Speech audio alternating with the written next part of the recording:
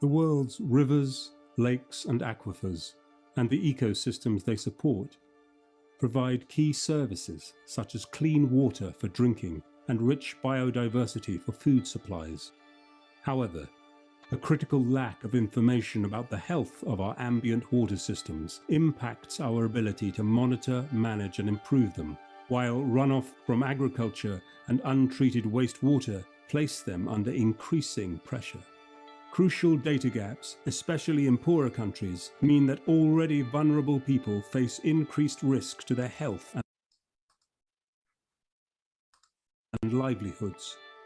SDG Indicator 632 helps us build a comprehensive picture of the quality of water in our rivers, lakes and aquifers. Data shows us that some water bodies are still in good condition and need to be protected, but without more and better quality analysis, we cannot restore those that are not. To safeguard our vulnerable water bodies, we need to invest more in training, governance and innovation to accelerate reliable and accurate local data gathering.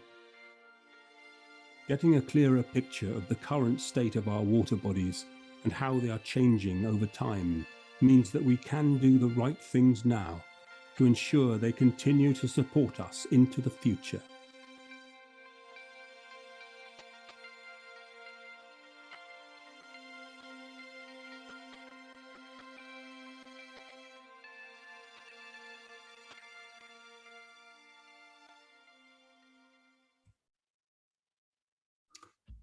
Very warm welcome to you all. Thank you very much for taking the time to join this session on SDG Indicator 632. My name is Stuart Warner from UNEP GEMS Water, and I and my colleagues are delighted to bring you this update on this indicator. We have a lot of information to share with you, and we look forward to doing so and your participation later in the session. So without any further ado, I'd like to mention some housekeeping rules just up right now. We have simultaneous interpretation into Arabic and Russian during this session. So please select your language by clicking on the interpretation icon down at the bottom of the screen. All participants will be muted during the session, but please introduce yourself using the chat function. So share your name, your country and your organization. And you can use this chat function for any sort of general queries as we go through the session. But if you have any specific questions that arise that you'd like to ask any of the panelists as we're going through during the webinar, please use the Q&A function, which is down the bottom. And we will either answer your questions directly or in a discussion session that we have planned at the end. So we'd like to start proceedings with a welcome message from Kellyanne Naylor, who's the Vice Chair of UN Water. Dear colleagues and friends of water, thank you very much for joining this webinar today to discuss progress towards Sustainable Development Goal 6. This webinar is part of a series of webinars taking place this month, each focusing on global progress towards a specific SDG 6 indicator and target. Before we get into the details, I wanted to share a few important messages about overall progress towards SDG 6 and how the UN is working together to report on our progress. We are now 6 years into the SDGs. And for the first time, we have water and sanitation data from almost all the countries in the world. This country data were compiled last year by the UN custodian agencies who joined forces under the UN Water Integrated Monitoring Initiative for SDG 6, or as we fondly call it, IMI SDG 6. The unprecedented level of reporting is a major accomplishment for us as a global community, but even more so for all the country focal points who are joining us in this webinar. On behalf of UN Water, I would like to thank all of you for your extra hard efforts in monitoring SDG 6 in your country this year, especially in the difficult times we've been all living through. When we look at this data, they sadly confirm the tendency that we first saw in 2018, that we are off track to achieve sustainable water and sanitation for all by 2030. Taking a look at some of the hard facts about SDG 6, We see that billions of people worldwide still live without safe water and sanitation and basic hygiene services. Nearly 10% of the world's population still live in areas with extreme water stress. We know that wastewater is being released untreated into the environment, and 1 in 5 of the world's river basins are changing rapidly, which is exacerbated by changes in climate. We see that sustainable management of water resources remains out of reach for many countries. The data show that in order to meet our goals and targets, we are going to need to accelerate progress, and in some areas up to 4 times faster to be able to meet SDG 6 within the next 9 years. More than anything, we're going to need politicians and policymakers at all levels to be able to set bolder priorities and quickly. But the good news is that we already have a lot of sustainable solutions in place. Last year, UN Water launched the SDG 6 Global Acceleration Framework with the full backing of the UN family to mobilize action across government, civil society, and the private sector across the UN to be able to better align our efforts, optimize financing, and enhance capacity and governance. From our work with countries and from their data, we've learned a lot about opportunities for accelerating progress. We've learned about the importance of scaling up capacity building, coordinated action, mobilizing political will. And of course, we've learned how data and information can be used to better guide policy and decision makers in their work. Because despite these heroic monitoring efforts of the last year, we still see large data gaps. Our ambition and hope with this data and with our SDG 6 reports are to further encourage and support national and subnational data collection and ultimately help policy and decision makers to take informed action. This is what IMI SDG 6 will be focusing on as we go forward, and we call on the entire water community from global to local efforts to join us in taking this forward. I wish you a very fruitful and lively webinar today, and very warmly welcome you to join the other indicator webinars that we're organizing this month. Thank you for your attention and for all of your continued efforts to drive progress towards our common goal to ensure availability and sustainable management of water and sanitation for all. Thank you very much. Great stuff. Thanks very much, Kellyanne. Just before we go on, I just wanted to outline the objectives of this session. So these are mainly to share the latest findings from the 2020 data drive. This was the second global data drive for this indicator, following on from the first global data drive in 2017. We also want to encourage further participation by those who have not yet submitted. And we want to outline the benefits of collecting and sharing information on water quality. And we also want to showcase the great progress which has been made so far and outline some of the actions that we know are needed to achieve target 6.3 and ultimately goal 6. So here's our agenda for the session. So we're going to start with a brief indicator overview. So it'd act as a refresher for some and a kind of a maybe new information for others. We'll then go on to talk about the key findings and the lessons learned from the 2020 data drive. We're currently just in the process of undertaking a feedback process based on we've gone out to our focal points and trying to find out what about their experience of the 2020 data drive and how we can do things better. So we'll share some preliminary results from that process. We're then going to hear a country perspective from our colleague in Sierra Leone, Mohamed Dwana. We're then going to talk about the capacity development resources that we have available and are there already. But then we're going to go further and look at the future and look at and describe what we plan to do over the next few years to help to encourage further participation. We then have a discussion session at the end. So during that part, we will answer any questions that have arisen during the session, but we'll also frame the session around some sort of hot topics that we need to talk about, and we'd like to hear your opinion on. Okay, so thanks very much. I'd like to hand over to my colleague, Anam Saliani, and she's going to look after the poll section for us now. Hi everyone, it's nice to meet everyone. My name is Anam Zuliani of UNEP. I work in GEMS Water, and I'll be looking after the polls for this webinar.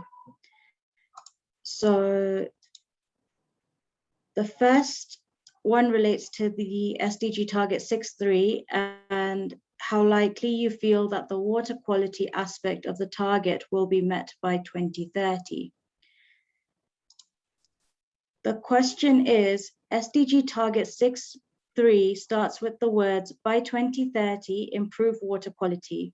In your opinion, how likely is it that water quality will have improved in your country by 2030? A single choice answer is required from very unlikely, unlikely, neutral, likely, and very likely.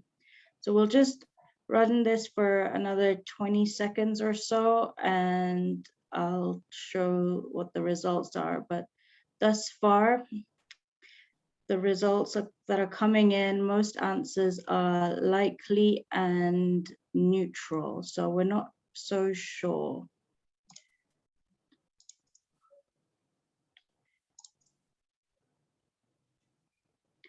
And the results show that 40% say that we're likely to reach by 2030 improve water quality, and some are neutral. And with that, I will hand back over to my colleague to continue.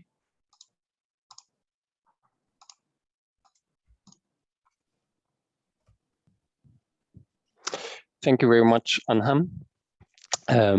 My name is Philipp Seiler, and I'm the head of the GEMS Water Data Center based at the International Center for Water Resources and Global Change in Koblenz. And I work with Anham, Stuart, and the other colleagues here on implementing GEMS Water and also supporting the monitoring of SDG indicator 632. I'll now provide you a brief overview of this indicator for those of you who are not familiar with it, and a refresher for those who are. Indicator 632 helps to measure progress towards target 632, which is defined by 2030, improve water quality by reducing pollution, eliminating dumping and minimizing release of hazardous chemicals and materials, halving the proportion of untreated wastewater, and substantially increasing recycling and safe reuse globally. Indicator 632 is one of two indicators. The other one is indicator 632, proportion of wastewater safely treated. These two indicators are linked because an improvement in the rate of wastewater treatment should ultimately result in an improvement of ambient water quality.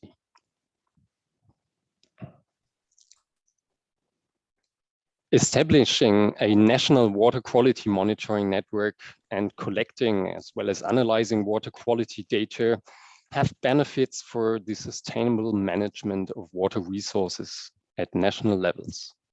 The effective management needs, however, reliable water quality information, without which there may be no inadequate controls, for example, of wastewater discharges, insufficient water treatment for drinking water, and inadequate conservation or remediation of water bodies and wetlands. Hence, striving to achieve target 6.3 through reporting on indicator 632 can help countries to manage their water resources more sustainably in the future. The rationale for the indicator methodology is basically that good water quality does not damage ecosystem functions or present a risk to human health when the water is used for drinking and cooking or for recreational activities. Water quality that is not impacted by human activity supports a balanced ecosystem with good species diversity and requires little treatment before use. However, many activities can lead to unsatisfactory water quality, such as the discharge of untreated treated wastewater from domestic, urban, and industrial situations. The use of fertilizers and pesticides in agriculture being another one. The main pathways and the relationships from these sources is shown in this graphic. Being able to classify water quality as good or not good requires a water monitoring program that generates credible data.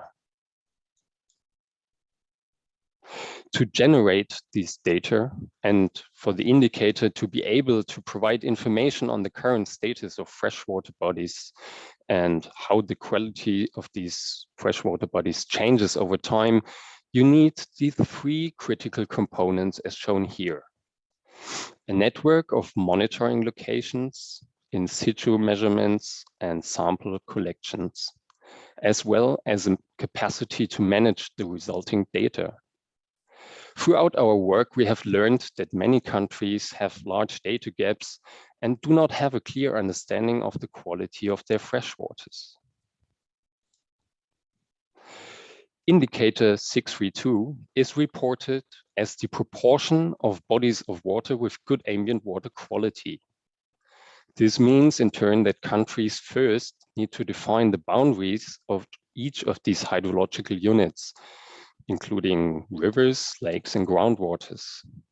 The traditional monitoring of water quality undertaken in most countries globally uses physical and chemical measurements. For the purpose of indicator 632, this indicator is also calculated from easily measured physical and chemical water quality parameters, which can be selected from 5 core parameter groups. For surface waters, these parameter groups are oxygen, salinity, nitrogen, phosphorus, and acidity. For groundwater, salinity, nitrate, and acidity. A water body can be classified as being of good water quality when at least 80% of measured values meet the target values that have been defined to represent minimal disturbance to the water body.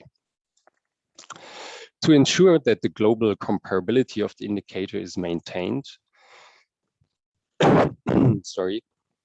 and ensuring that the indicator is also nationally relevant, countries can choose to submit data at 2 levels, level 1 and level 2. Level 1 includes the physical-chemical measurements for these core parameter groups as described before, whereas level 2 is optional and unconstrained. Here, countries can also report additional information on water quality that they may have. These could be additional parameters or outputs from other like non-traditional water quality monitoring programs, such as Earth observation or biological approaches, as well as citizen science monitoring programs. This was a very short overview of the indicator. There's much more detail and information available on our support platform that we will provide links to at the end. And with this, I'd like back to Anham for the second poll.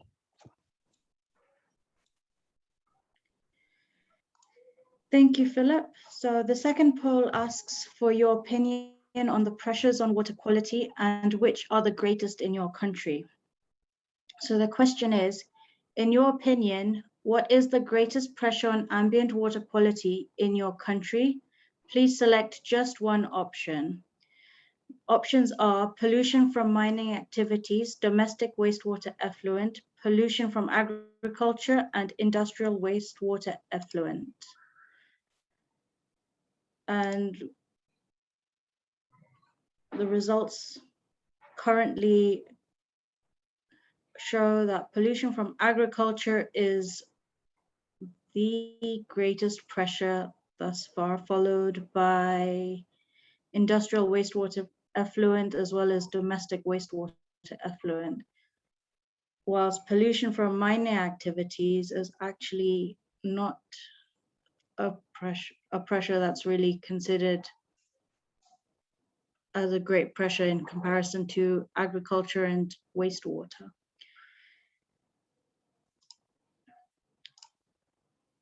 And those are the, hopefully you can see the results that I'm sharing. As said, pollution from agriculture showed as the greatest pressure on ambient water quality. And with that, I'd like to hand over to my colleague, Killian. Thank you, Anam, and good morning or afternoon to everyone following this webinar. My name is Killian Christ. I work on freshwater quality with UNEP, and I will provide an overview over the findings of the 2020 data drive for indicator 632.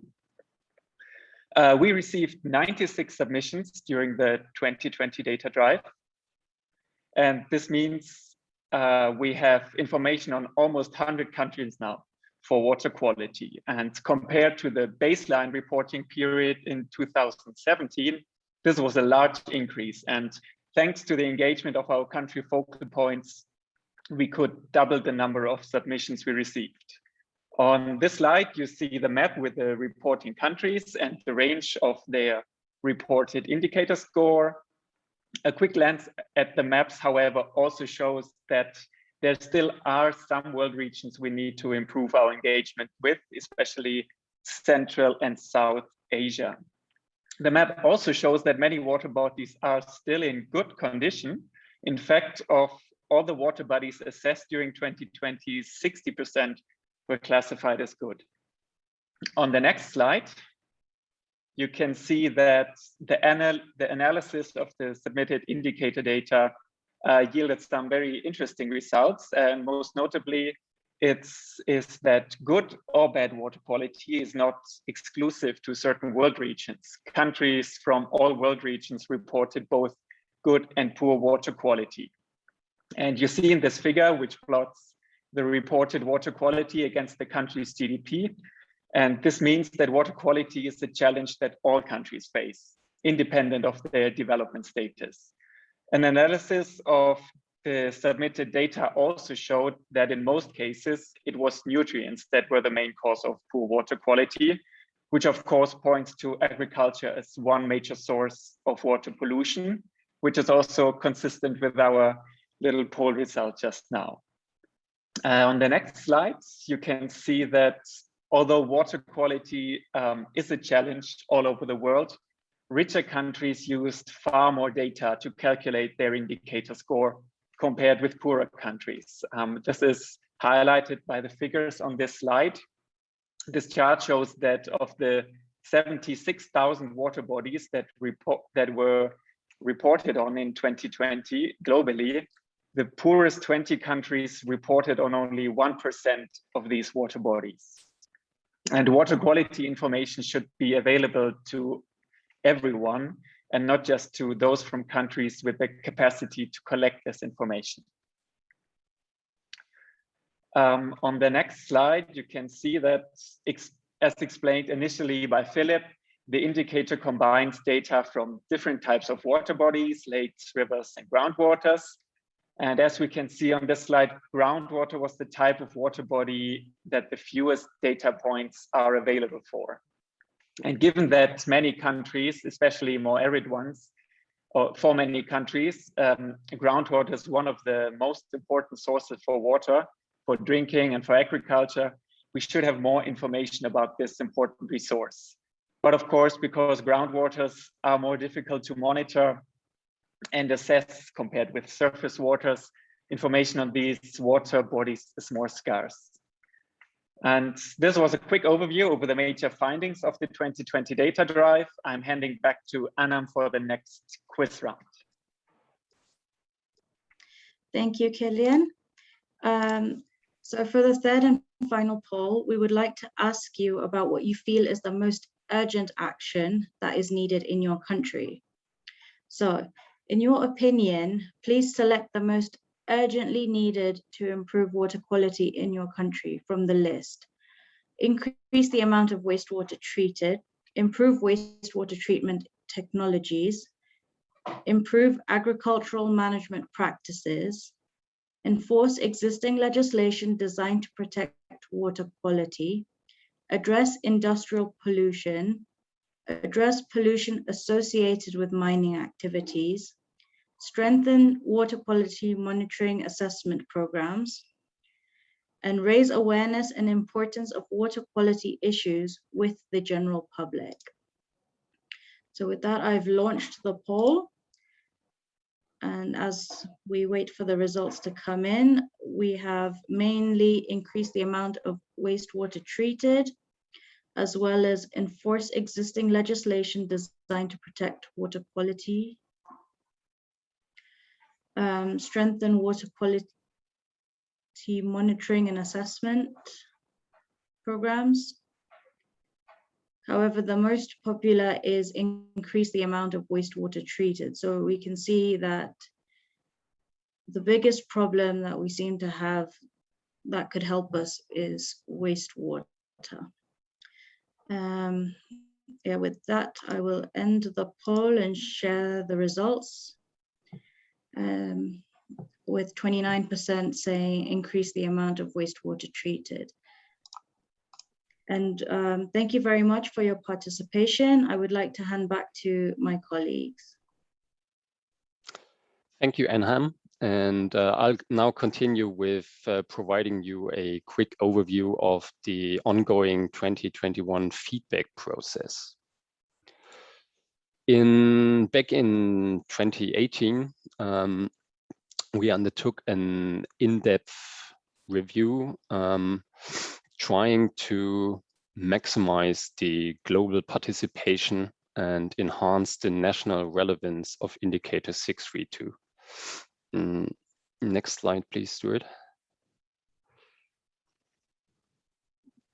To ensure that the submissions of data for indicator 632 are globally comparable. And the findings of this process are available at the link shown here and also in the chat. Currently, we are in the process to repeat the feedback process. But since 2018, the overall landscape has changed significantly. And so this time during the 2020 feedback process, we focus on different aspects. This includes to increase the impact of the indicator, to also increase global participation, as well as improve the information that the indicator provides. And lastly, also to ensure that countries have the requisite information to support the actions aimed at improving water quality by 2030 ultimately. On the next slide here, we can see some preliminary results. For this year's feedback process, we circulated 4 questionnaires, and each one was designed at a different stakeholder group. And on this slide here, the summary shows some preliminary results from our national focal point survey from those countries that actually reported last year in 2020. So in summary, we received 55 responses, and the chart on the left shows the regional breakdown with the most responses coming from sub-Saharan Africa and the least ones from Asia. In terms of gender, there was a near equal representation among focal points. Beyond gender, we also categorized the responses based on the national GDP. On the right-hand side, you can see a summary graph. We used 4 GDP categories, actually quintiles, with Q1 here being the lowest GDP quintile to Q4 being the highest. The largest number of responses came from countries in the 3rd quintile category and nearly equal numbers from the other 3 GDP quintiles. The questionnaire included all in all more than 50 questions, and this summary now focused just on a few key messages. One section we looked at is finance and water quality monitoring. The question asked, are water quality monitoring and assessment programs actually suitably funded in your country? The majority of the respondents said no, But if you disaggregate these results by the GDP, this pattern is even more pronounced in poorer countries, with more respondents in these countries answering negatively, as you can see on the right-hand side. Another question that we looked at are the areas that need support most urgently. The participants were asked to rank the areas that need support most urgently to report for SDG indicator 632. And here, when looking at results from all the 55 respondents, the resources for field monitoring activities came out top. Please note that these results here were rank-based weighted, so they do not represent the actual count. If you have a look at the GDP disaggregated data on the right-hand side, however, no clear pattern emerged, although the laboratory equipment and facilities are a priority for poorer countries. On the next slide, I show an overview of another question. So when asked which actions are mostly urgently needed to improve the water quality in your country, the responses that narrowly came out on top was to enforce existing legislation, with improving the agricultural management practices and treatment technologies, and the amount of wastewater treatment coming closely behind. When looking at results based on GDP, agricultural management practices came out on top of the quartile 4 countries.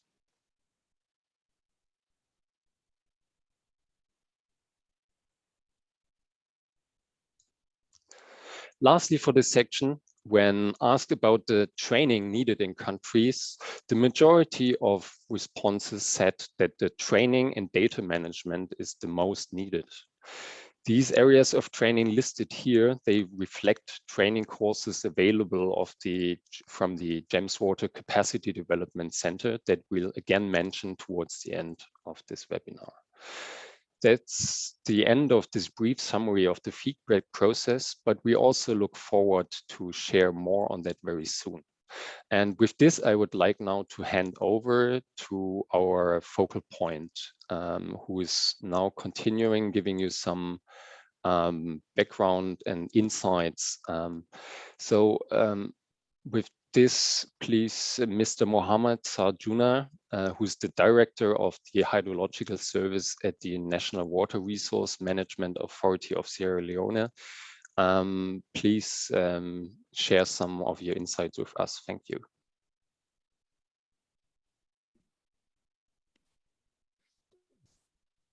I'm not sure the camera is too good, but thank you very much for having me on this program.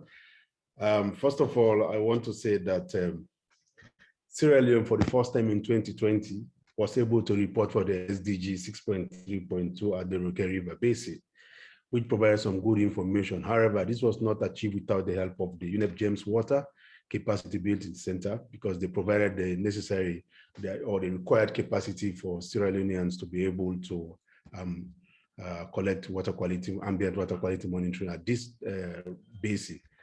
Roque River Basin is one of the most important river basins in Sierra Leone. It's the second largest, considering the activity that is taking place along the basin. It stretches about 390 kilometers from up at the Guinean side there down to the western area. We started collecting water quality monitoring in 2019 and ends in October 2020. So 19 surface monitoring sites were collected, and these were within the 12 sub-basins out of the 22 sub-basins. We were able to collect only from 12 sub-basins. So that shows there's some huge data gap, which as a result of accessibility and all of that. So we use both physical, chemical, bacteriological, biological monitoring were carried out at the basin. Next slide.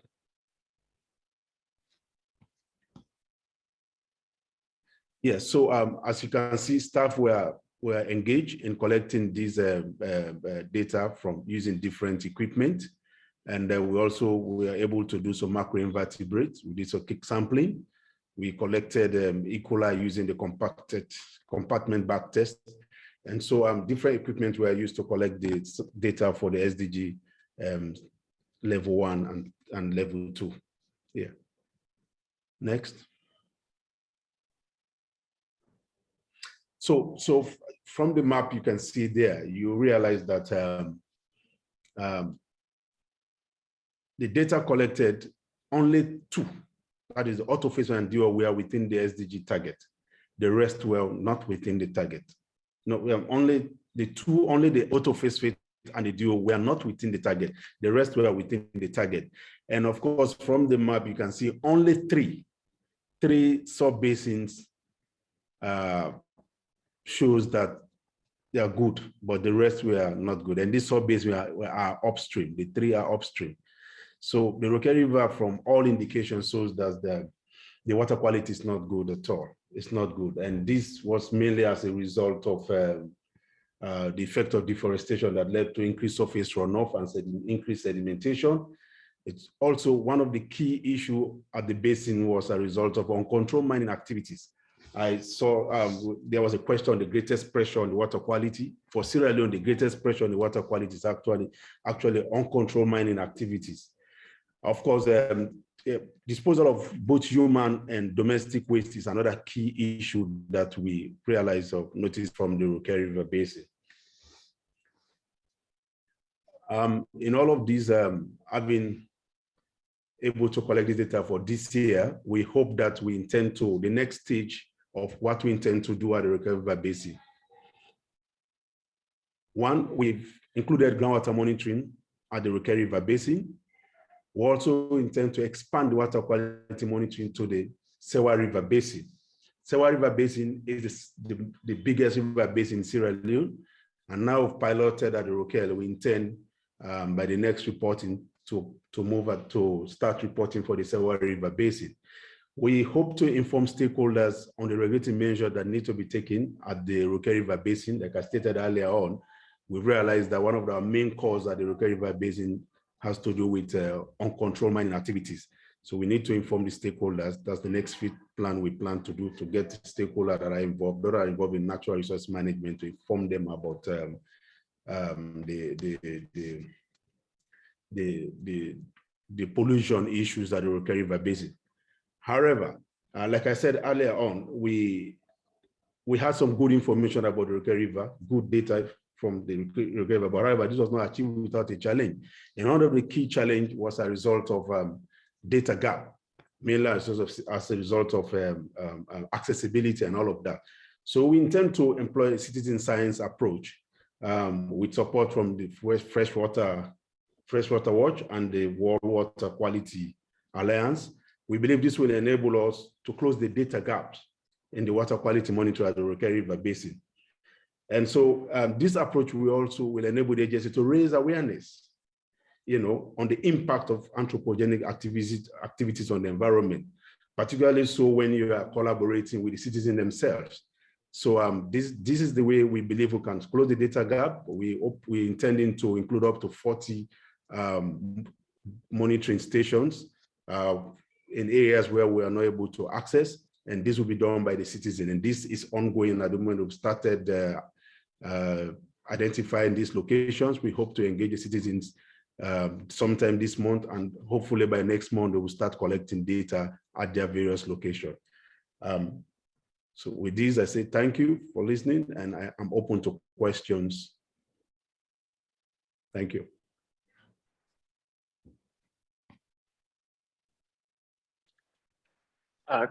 Great. Thank you very much for this interesting overview of Sierra Leone's experiences with the indicator. And the work with countries is, of course, the most important part of our work to get this global water quality overview in place. And therefore, as the custodian agency, we also provide various resources to facilitate the reporting process. And in response to feedback gathered in 2018, we developed a range of support materials to help countries to calculate the indicator. And these have been made available through our support platform, The link is available here in the link shown at the bottom, and in the chat we entered it. On this platform, you will find a series of introductory and technical documents and videos, reporting forms, several case studies from different world regions, and links to reports and further detailed information. And most of these materials are available in all 5 UN languages: French, Spanish, Arabic, Russian, Chinese, and of course, English. On the next slides, you can see that countries can also choose to have their indicator score calculated in collaboration with GEMS Water. This requires the water quality to be shared with the 632 help desk and an agreement on suitable target values and hydrological units that will be used in the calculation. And the indicator score is then calculated by UNEP and of course validated in close cooperation with the country representatives. And further information on this service is available through the help desk, sdg632@un.org. On the next slide, you can see that actually the target values represent one of the major hurdles countries face during the reporting process. And in 2020, as also during the first baseline data drive in 2017, the range and target values used by countries varied widely. And to help with this issue and in response to requests received from countries, UNEP devised some optional target values that countries can use if they don't have their own in place. And these target values are shown in this table. There also is a specific technical document on target value setting that is available on the support platform. And of course, we are happy to engage with our focal points to discuss suitable target values, because of course, in every world region, they can vary. On the next slide, you can see that another important option for countries to receive capacity development is via the GEMS Water Capacity Development Center, as mentioned by our colleague from Sierra Leone. This center was established in 2015, specifically to provide training and support for water quality monitoring and assessment. And it has engaged with 107 countries from 6 different world regions. The online courses and in situ workshops have reached 126 people from over 40 countries. And these courses are not specifically indicator 632 related, but are much broader and provide a more comprehensive and robust background to monitoring and assessment of fresh waters. And more information is available at the link shown in the chat to the GEMS Water Capacity Development Center. On the outlook and the way forward, so of course we want to build on the progress made over the recent years. So we plan to further improve the reporting workflow, and central to this will be design and delivery of a 632 online hub, and this will expand on the indicator 632 support platform that exists so far. And this platform will provide information and guidance documents, but it will also allow users to upload information, access analytical tools, and provide links to additional data sources. And of course, we will continue to collect level 1 indicator data and start to collect level 2 indicator data in 2022. And this now takes us to the next item on our agenda for this webinar, the discussion session. So I hand back to Stuart. Great, thanks very much, Killian, and thanks to everyone for their contributions. So that's really good. That's a really good overview of where we are right now and what we plan to do as going forward over the next few years. I'd just like to say we've had some good questions come in through the Q&A section. One of the questions there was looking at to direct about the parameters for water quality monitoring. So there is a good introductory document that covers everything on the support platform, and the link there is in the chat. But basically, that's the level 1 reporting is very basic. So we're looking just at nitrogen, phosphorus, conductivity, pH, and dissolved oxygen. And those parameters kind of cover the main global pressures on water quality. Now, obviously, this doesn't include everything, and there are many very country-specific parameters that need to be included. And there was a question there in the chat regarding fluoride in Kenya, and that is obviously a problem. And in other areas, it may be arsenic in groundwater, which is another parameter. Now, those sometimes country or region specific parameters can't be included in the global indicator simply because they're not a problem everywhere. But you can include those in level 2 reporting. So that's where the facility there is to tailor the indicator and make it more nationally relevant. There is there's a technical document on exactly how to do that on the support platform. But if anyone has any queries, do come to us and check on that, and we will look to engage with you on that one and deal with any specific queries.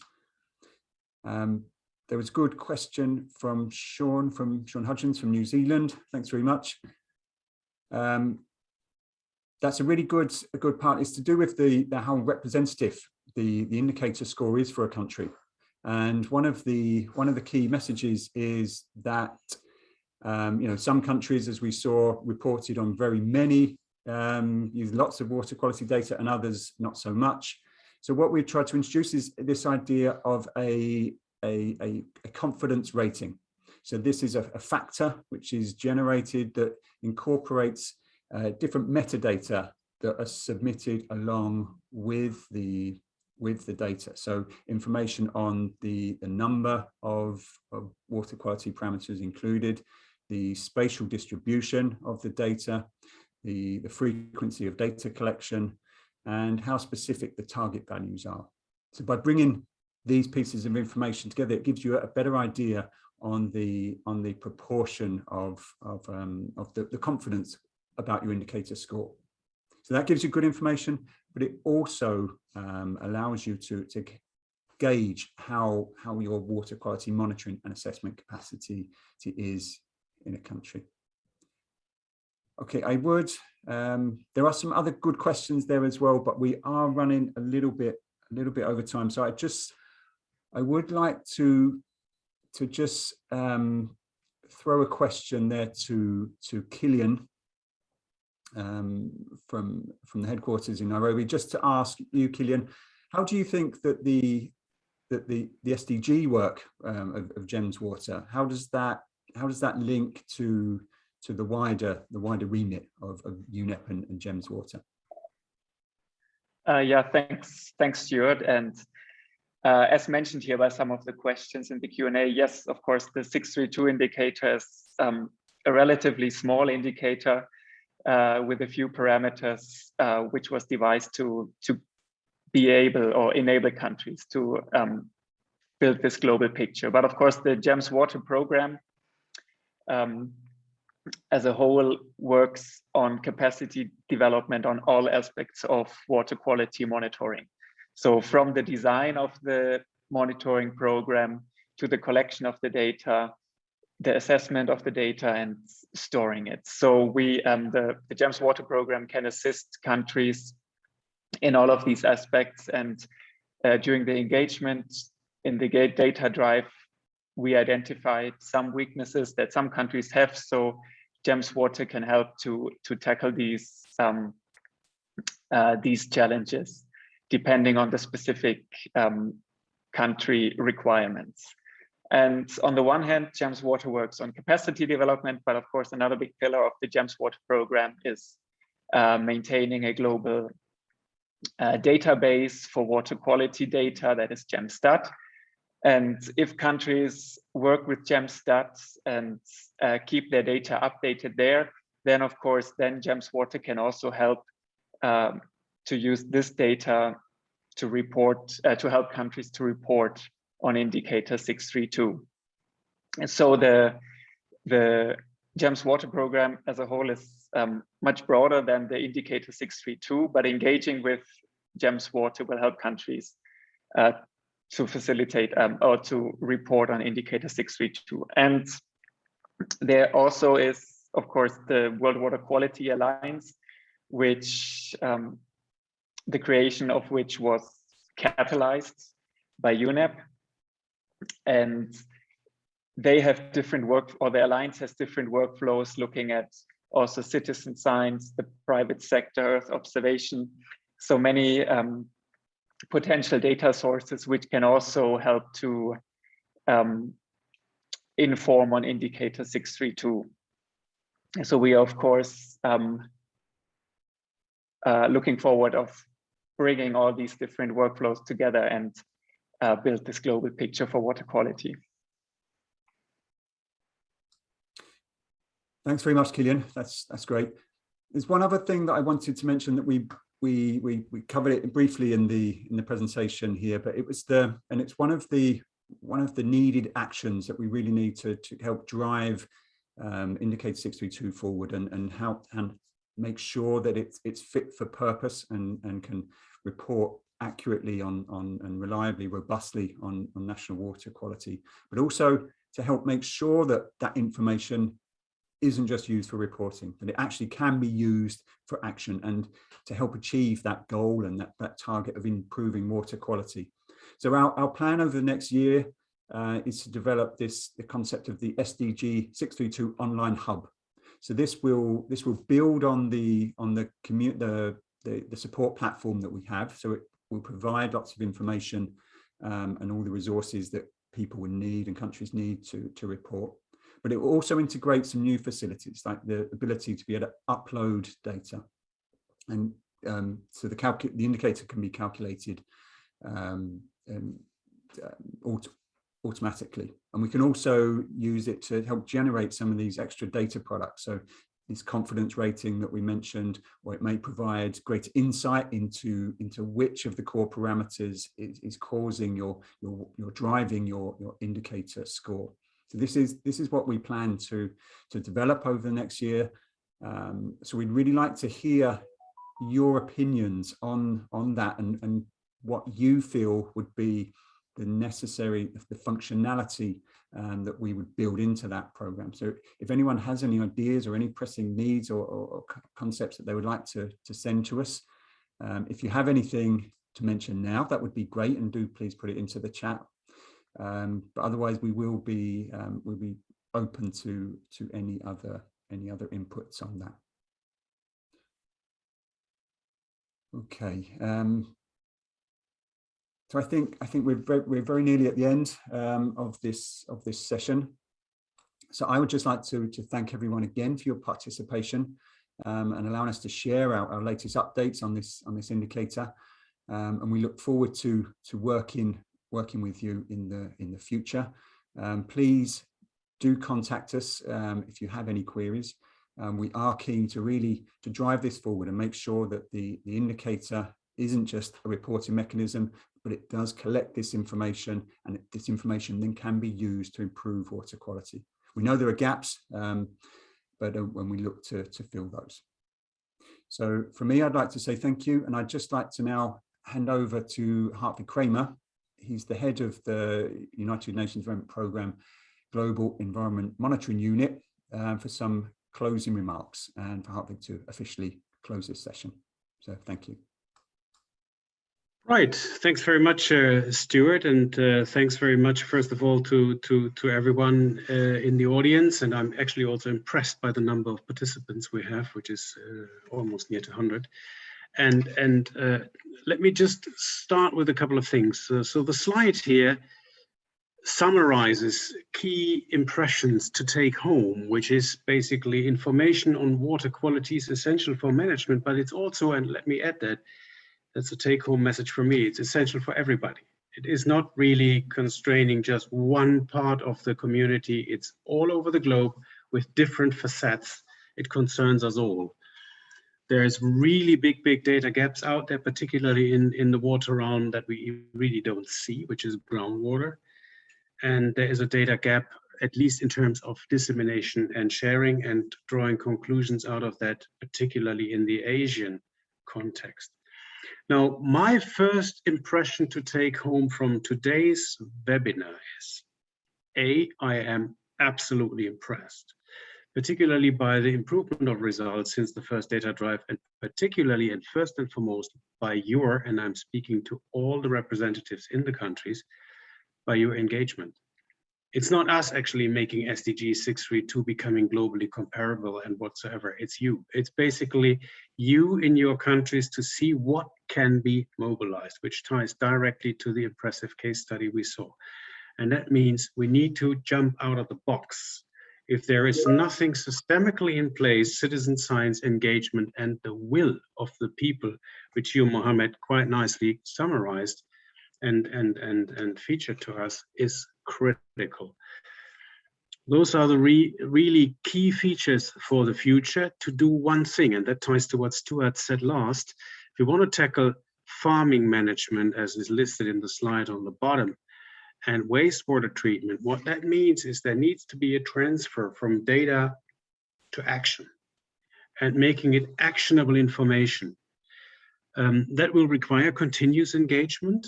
So if the hub becomes a reality, there would be probably an ongoing data drive by interacting with you.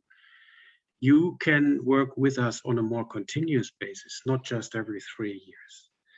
We will certainly work towards helping us all to tackle the data gaps, but I think it also comes with a certain interaction required in terms of you helping us to learn in the bottom-up process with the capacity development anchored in GEMS as well as in the World Water Quality Alliance, where the real constraints are and what's most needed.